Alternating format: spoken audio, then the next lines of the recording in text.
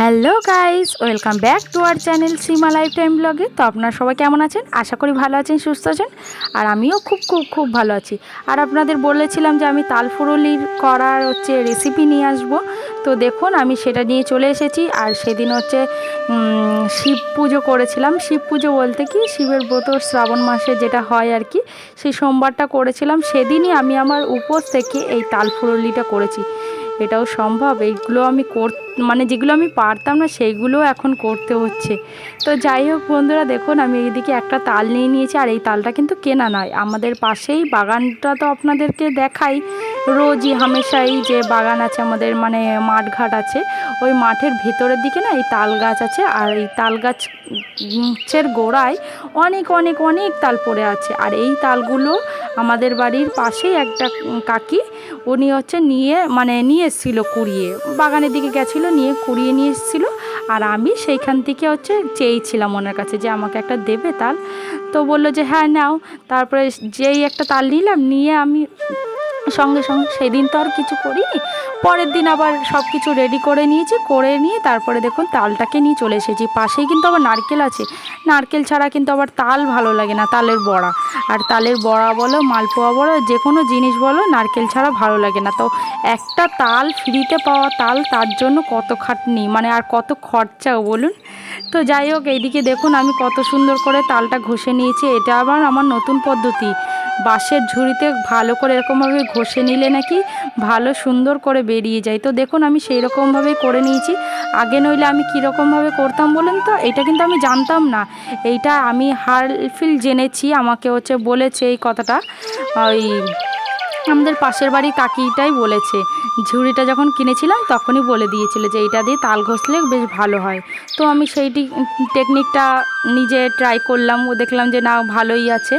তো তারপরে দেখুন আমি আগে কিসে করতাম বলুন তো, ওই যে হয় না আলু ঘষা, আদা ঘষা যেটা বলে, নামটা ঠিক আমি জানি না। তো ওইটা দিয়ে আমি ঘষতাম। ওটা দিয়েও খারাপ হতো না, ভালোই হতো।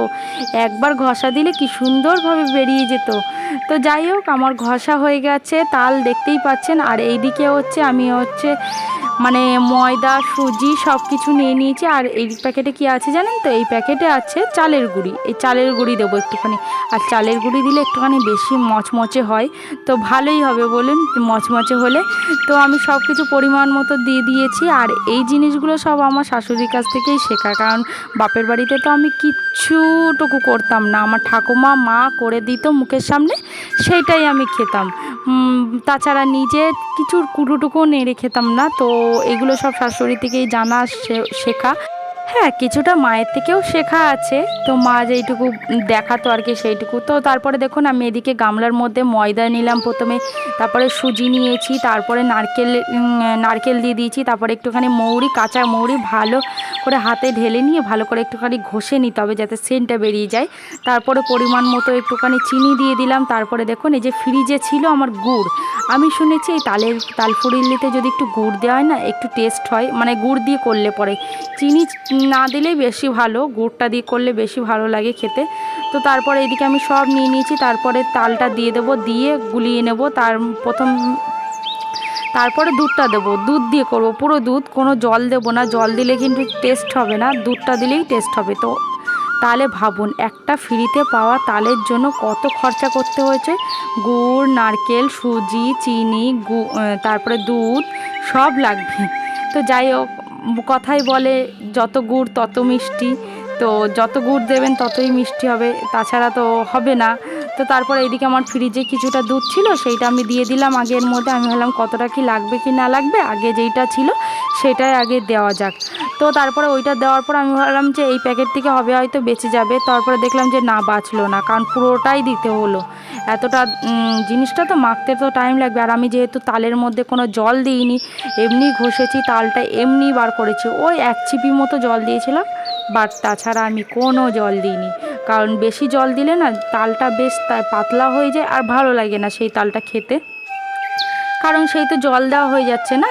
তো তো তাই জন্য আমি কোনো জল না দিয়ে শুধু দুধে করেছি। আর সত্যি কথা বলবো বন্ধুরা, এত টেস্টি হয়েছিল আর এত সুন্দর নরম হয়েছিল, সফট, কি সুন্দর।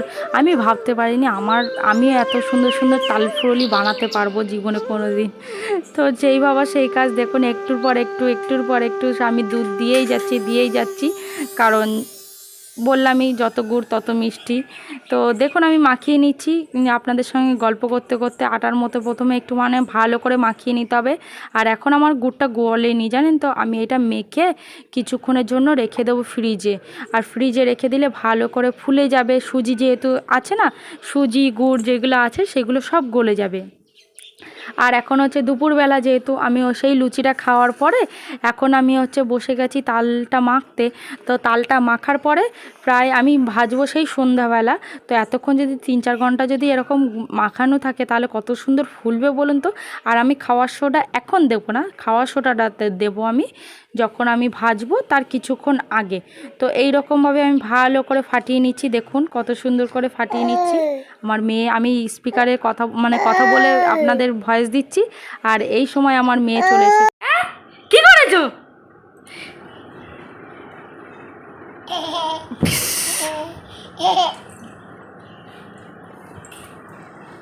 হ্যাঁ হ্যাঁ হ্যাঁ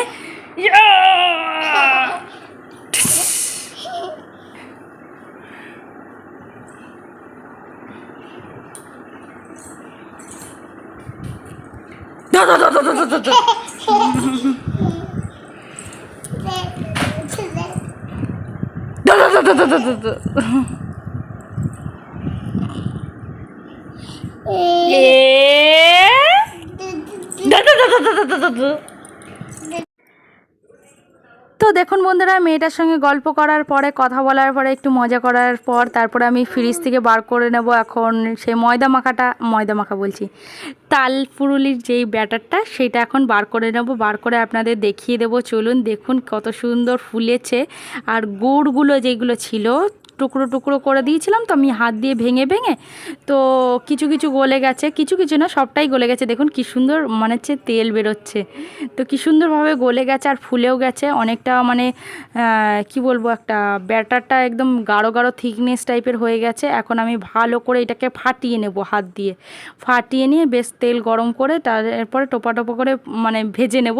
তো দেখুন এইরকমভাবে হাত দিয়ে ফাটিয়ে নিতে হবে। আর আমার হাতে ফোন আছে, তো এই জন্য ওরকমভাবে মানে ক্যামেরাটা কাঁপছিল, এক হাতে ফাটাচ্ছিলাম আর এক হাতে ফোন দিয়েছিলাম। তারপরে অনেকটা তেল আমি কড়াইতে দিয়ে দিয়েছি।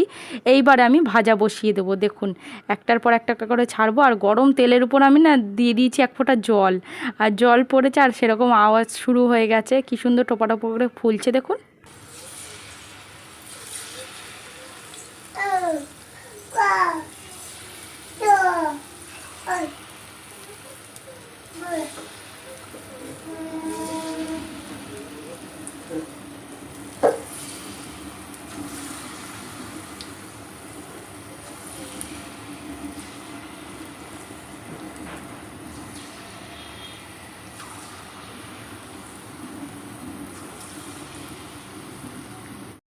তো দেখুন বন্ধুরা, আমার এইগুলো ভাজা হয়ে গেছে আর দেখতেই পেলেন যে তেলে দেওয়ার সাথে সাথে কি সুন্দরভাবে মানে টোপা টোপা করে ফুলে উঠেছে।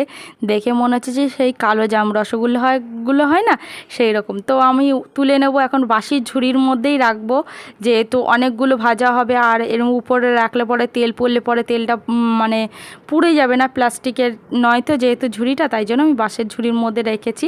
তো যাই হোক বন্ধুরা, আমি এতগুলো ভেজেছি আর মানে ভাজতেই উঠে গেছে অর্ধেক। তারপরে ফাইনালি এই কটা পেয়েছি।